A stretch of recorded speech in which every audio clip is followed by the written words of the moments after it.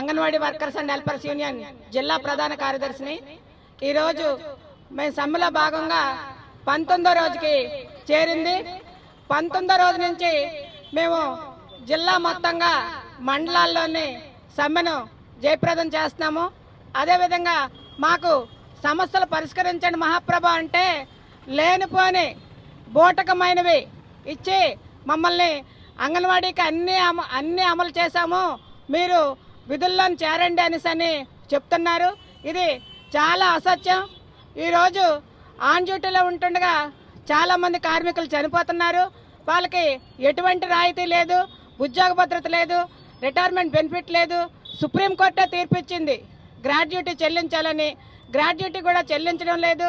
మరి అరకొర వేతనాలతో చాలా ఇబ్బంది పడుతున్నాము.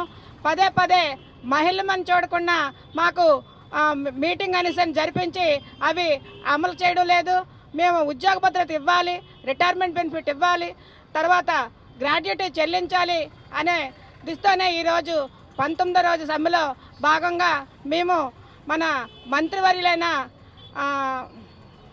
బొత్స సత్యనారాయణ గారి ఇంటికి మేము ర్యాలీగా వెళ్ళి వినతిపత్రం ఇవ్వాలని మీ ద్వారా తెలియజేస్తున్నాం. మరిన్ని వీడియోస్ కోసం ఛానల్ ని సబ్స్క్రైబ్ చేయండి, లేటెస్ట్ అప్డేట్స్ కోసం వాట్సాప్ ఛానల్ ని ఫాలో చేయండి అండ్ లింక్ డిస్క్రిప్షన్ లో ఉంది.